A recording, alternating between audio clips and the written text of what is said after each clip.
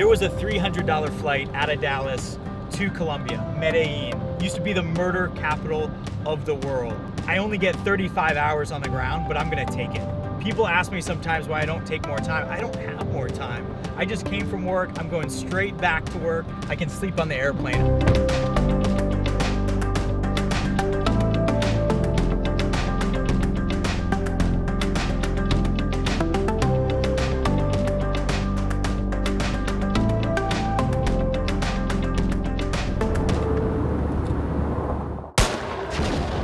In 1988, Time magazine called Medellin the most dangerous city on earth.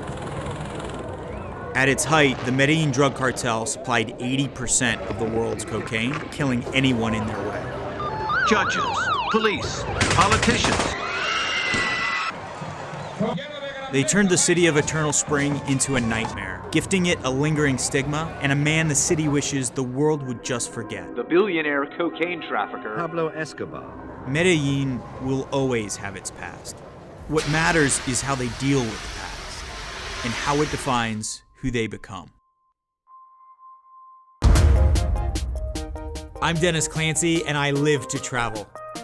To really know a place through its people, to really know myself. However short the trip, I'll make the most of every hour.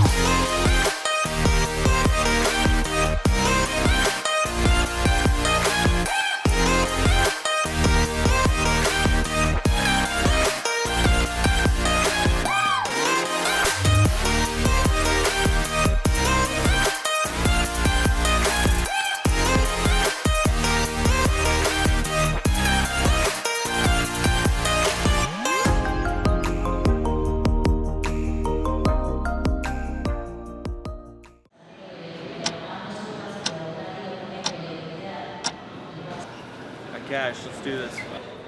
We are in Medellin, or as the locals call it, Medellin. I always figured Medellin was cocaine country, but it's not. It's coffee country. On my way to town, I'm meeting with Fabian, who owns a farm in Envigado. Fabian could easily be the infomercial guy for coffee. It's my life. The coffee is my life. I love it. My dad bought this farm in 1950. 100 coffee trees. In this moment, I have 15,000 coffee trees. Oh, wow. This is the process. See? Okay. Yeah.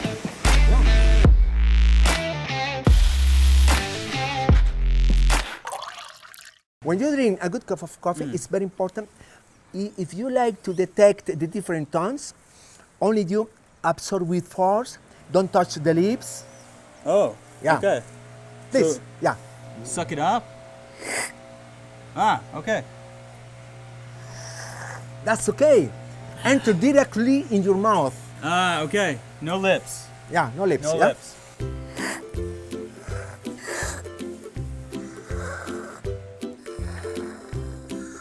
No. No. Quick. Ah, it wasn't so good. I'm getting better.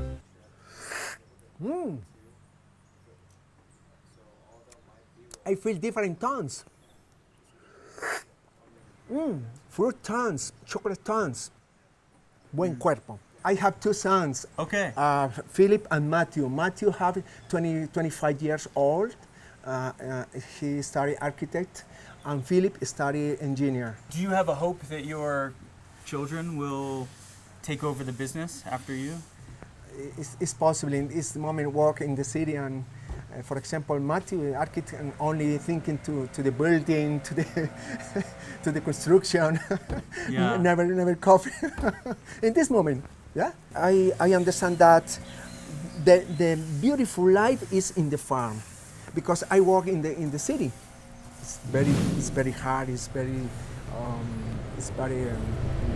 tension.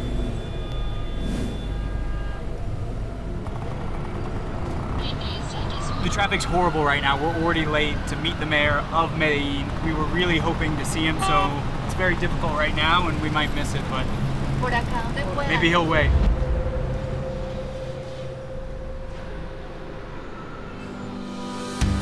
Medellin's mayor is Federico Gutierrez, or Fico as we call him. A charismatic visionary, he's today's optimistic face of Medellin's miraculous transformation.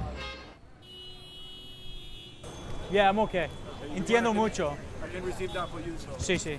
Gracias. He understands Spanish very well. Oh, gracias. First, welcome to Medellin. I'm really glad that you are here in Medellin. Besides the everyday duties of a mayor, to be doing what we are doing here is the best part, to be in the streets. This is where we understand what the real problems are, and here I get to be with my people. A lot of people in the world still think of Medellin as it was in the 80s or 90s. Today, Medellin is completely different. I think the challenges we have had to face as a city have made us a resilient society. You're going to see optimism, and you're not only going to find it in the mayor, but you're also going to find it on the streets, in the people you talk to. Of course, there are challenges. We have problems. I won't hide it. But we always have to work in order to be better. In 1994, Medellin opened the metro, a bold step to connect the city. It reached the farthest slums, areas traditionally neglected and impoverished, areas where gangs and cartels had thrived. To explore the system, I'm meeting with Chris, an American expat now famous as a player of Colombia's favorite indigenous sport. We'll get to that later.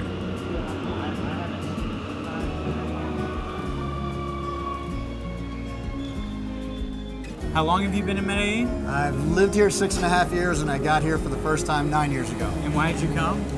Oh, long story. I moved to Brazil to be with a girl, and that didn't work out. That's a horrible idea. It was. It was a horrible idea.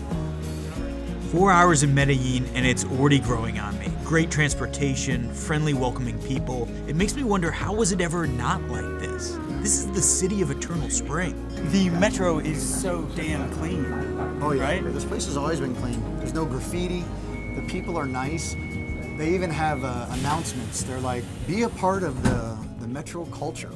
So they're trying to tell everybody, be a part of us. Yeah. And so here, if you see somebody like on crutches or pregnant or a woman with a baby, 3 people will stand up and say, here, take my seat. It's really nice to be on it. It's cheap and you can get everywhere. Where the trains can't go, gondolas ferry people up to mountainside neighborhoods. Chris and I are traveling all the way to the top. Then I'm circling back to visit a once troubled neighborhood, Comuna 13. Probably should have eaten something before I did this. Was this free? Did we pay for this? It's the same price for the metro. So you ride it as long as you don't leave the metro station. Okay. By foot, you get to ride everything for free. What used to take them an hour, 2 hours to walk down to get a bus, now they can ride this or they can take the escalators down. Now the population can move if they want to go to work. I have 2 rules of Medellin that I don't break. Yeah. One, I don't go downtown at night. And the second one, I don't ever leave the metro station where we just were, except to be in the cable car. Oh, wow. I've never been outside of San Javier. I've never been in Comuna 13. Oh, wow. I've only gone over the top of it. Okay. Sounds like it's a good place to go then, huh? Absolutely. This is Comuna 13, one of the poorest and historically violent neighborhoods. In 2002, it was the center of a major urban military conflict. Now it's a symbol of the city's resurgence. It's filled with tourists, and I'm not complaining. It's not perfect, but today, no one's died yet. I'm meeting up with Santiago, a resident of this community who remembers the recent violence. Do you remember the 2 kids that was killed? A fight between gangs? Yeah. Killed them. There's a ton of tourism that's happening in Medellin right now around the crime, the former problems with drugs, people seeking out something that it used to be. But we keep running into these great examples of how the communities are getting better, how things are getting safer, and that's really encouraging to see. It's 4:30 and the boys are out back playing tag. Basically, you throw a metal puck at a circle of gunpowder buried in mud. It gives new meaning to the term explosive cornhole. Our boy Chris runs this place and plays professionally all over Colombia. Your arms swinging forward. It stays straight. Your head and your chest are up. And look, when you reach your chest, you let it go. Okay, yeah. And you follow through. Okay. Don't Yeah. Boom. Just keep your arm going through. That's it. Okay. Y al llegar el momento del adiós, hagamos un convenio entre los dos, sigamos siendo amigos sin hablar más de amor. Gonna have to put some shorts on and play soccer. Can't do it in pants. Yeah, can't pass up the opportunity. Just gonna undress in the parking lot here. People are waiting to go to dinner right now. Totally appropriate.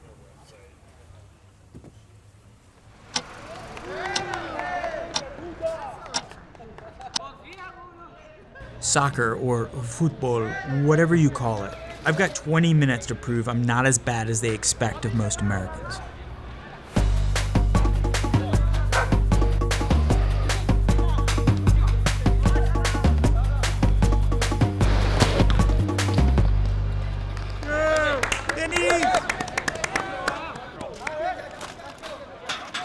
Wasn't bad. Got a goal. That was good. Gonna go eat some dinner. Let's do it. There's no one more inspiring in Colombia's food scene than Juan Manuel Barrientos. He contributes to the peace of Colombia by hiring former aggressors and victims of the violence. Tonight, I'll be guest at all 4 of his restaurants in Medellin.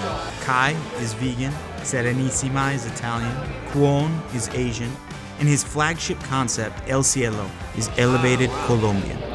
Salud. Cheers, my friend. Cheers. Did El Cielo start in Antioquía or no? Yeah, across the street. Okay. I'm gonna take you there so you can see how it is started. I didn't have money for a kitchen, so I bought a hot dog cart. Okay. I take out the wheels and I put it inside the kitchen and I cooked there with no hood.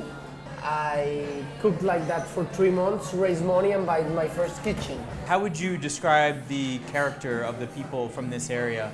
The first characteristic of a paisa, it's buena gente, kind but cool. Another thing about paisas, we're really, really hard workers. We're like ants. We're doers, as Roosevelt used to say. So paisas are doers. Tonight, Juanma is serving me 28 courses and 14 cocktails, some of the most memorable stuff I've ever had.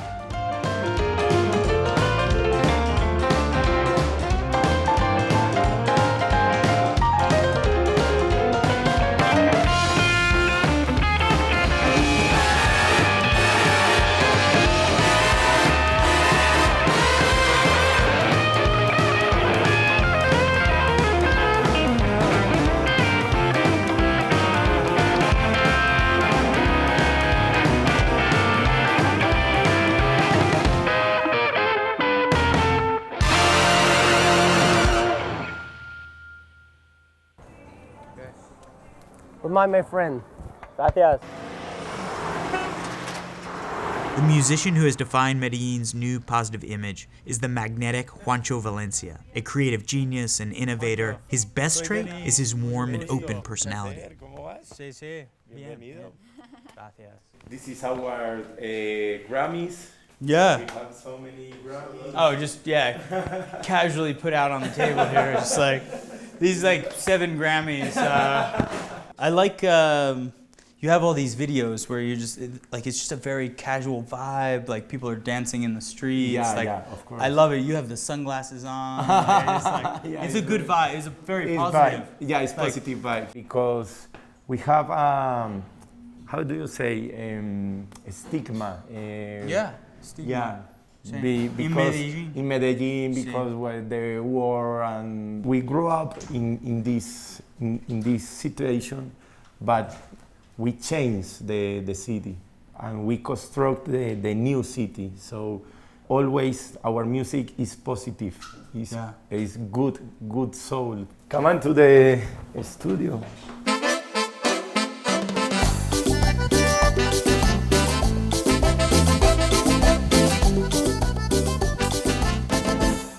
Why Medellin?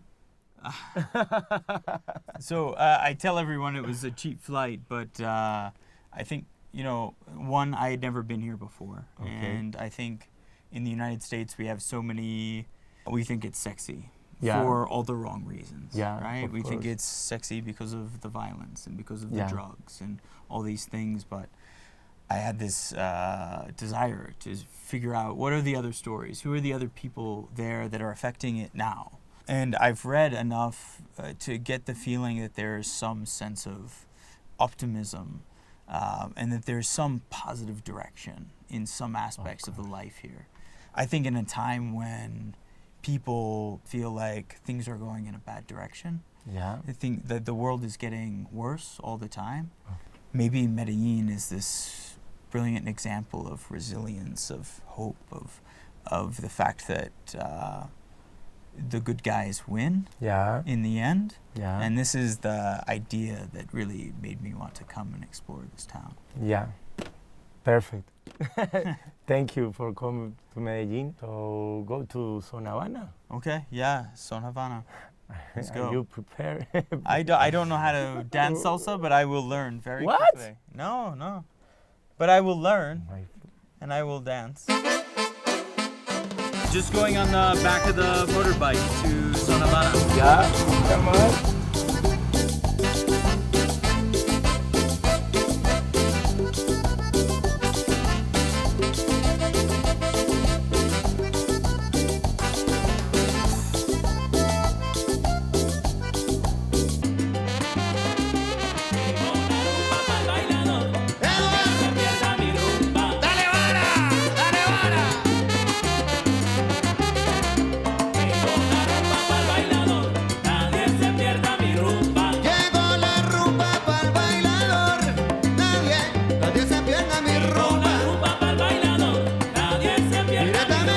Directamente de Medellín y Cali también. Mira, mamacita, yo te traigo esta rumba. Nadie se pierda mi rumba. Esta rumba que yo tengo en sal. Nadie se pierda mi rumba.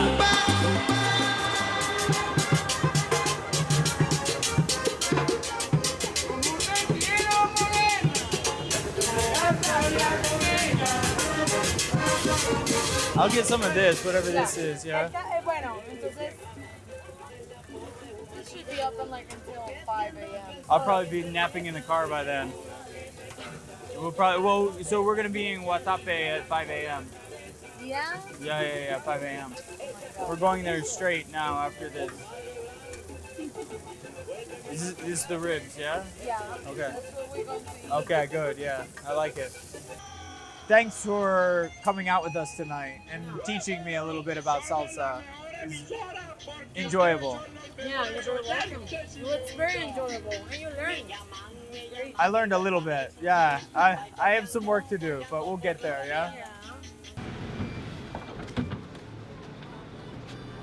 Earlier tonight, something Juanma said really stuck with me. He said, Medellin is the hidden treasure of the world right now.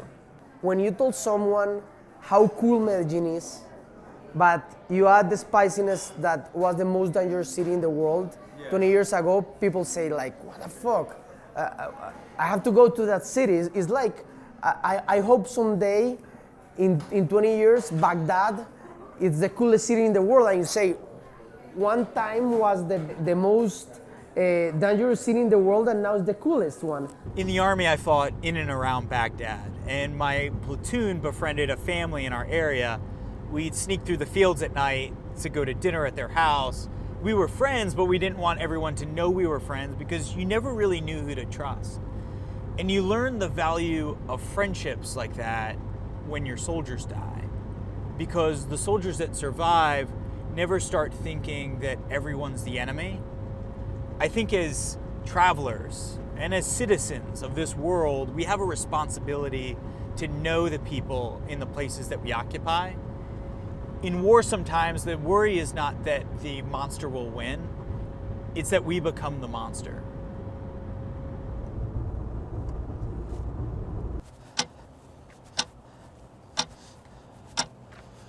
It's 5 a.m. This place doesn't open for another 3 hours, but they opened it just for us. There's a ton of stairs to climb. We're 2 hours outside Medellin, but it'll be worth it in the end.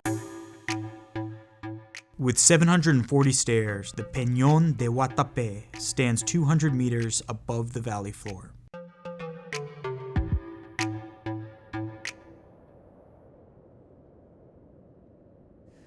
I have to take some part of this trip to reflect, to relax, to think about everything I discussed with people yesterday, about Medellin, about this country, about this region. And this seemed like the best place to do it.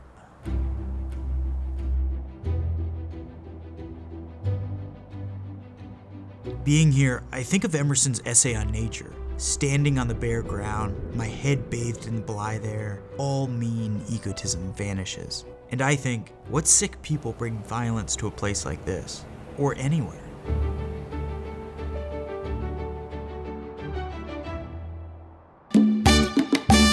Toca la clave.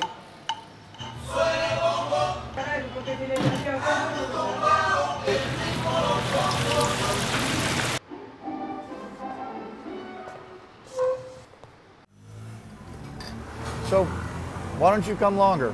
I think there's something cool about the fact that we only have this period of time. What we get is what we get. Because it might not go as we plan, you know? But that's travel, that's life. People don't have a lot of time now to take off, you know? And I think if I had always just waited till I had more time, I would have never gone anywhere. Oh, wow. Here it is. Wow. Okay, Well, what is that? This is a bandeja paisa. No. It's like a giant avocado. Yeah, that's avocado. You've got salad. It's an avocado that's like this big. Yeah. Okay. So you've got avocado, you've got a salad, French fries, chicharron, chorizo, which is sausage, the fried egg, the rice underneath it, a plantain, Yeah. and this is carne molida, which is hamburger meat. But they chop it up so fine it's like dust. Okay. And obviously the frijoles. Okay. Cool. Time Nice, to man. Let's get in time it. to Yeah. mow down. Here, Like the people here. take that part. This side. Just rip Yeah. it off. Why not? Yeah. Oh. Here. Yes.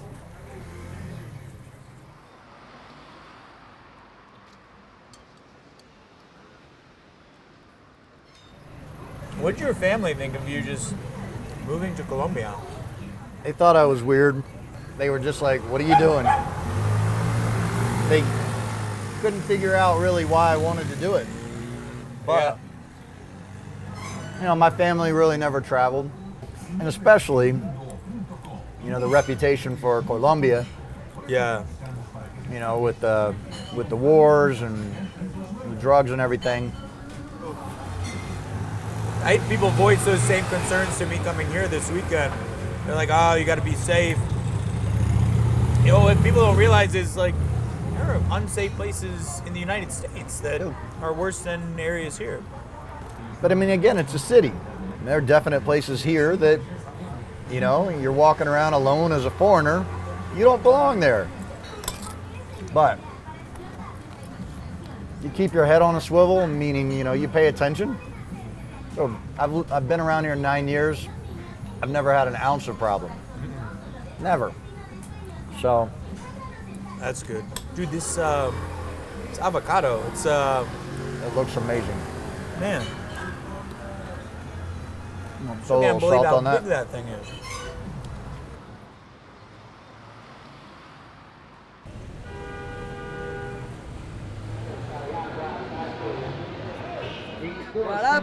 Next, I'm meeting with this guy, Pablo Alvarez. Pablo's an entrepreneur who bet big on Medellin. I asked Pablo to meet me on the outskirts of town because I want to talk about this guy, Andrés Escobar, Medellin's most revered soccer player. I'm from a generation who grew up seeing him as a role model. Why? Because the guy played very clean, he was very respectful with the opponent, to his mates. Arcs down the left. This could be dangerous. Escobar. Oh, it's an own goal. In 1994, Andrés represented Colombia in the World Cup. In a critical match against the United States, Andrés, while trying to clear a cross, knocked the ball into his own net. Colombia was relegated from the tournament that day, 8 days later, Andres was shot and killed in his hometown, Medellin. To his service, 120,000 people went. In Colombia, we have gone through really tough times, and in Medellin even more. That day could easily be one of the saddest. He was shot dead. It was just terrible when we kind of say, you know what, this is it. We need to find a way out of this madness that we were living. You learn that he was such a good guy and he represented all the virtues and the character of the people of this place. And knowing that he's not here now to see it is sad, but you get the impression he would be proud of what Medellin has become. In a way, Andres never left Medellin. His values, his paisa spirit, it's everywhere. You just have to look.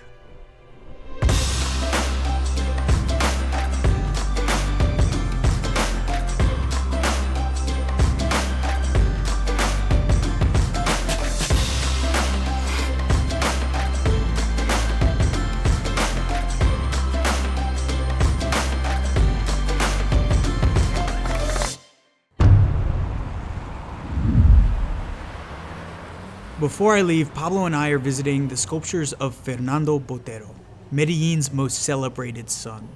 Known for their iconic full volumes, even these sculptures were not immune to the violence. A music festival had just ended in Medellin's San Antonio Park when the bomb exploded beneath this sculpture in the midst of the crowd. At least 21 were killed when the makeshift shrapnel cut through the crowd. Many of the casualties were children. This is a Potero, like the ones we saw, and it was the artist who said, don't move the sculpture away. The artist said, let's not just focus on that, let's place another one and let's make a statement out of them. These ones, they become a statement of the city. Everyone has a past. What matters is how we deal with the past and how it defines who we become.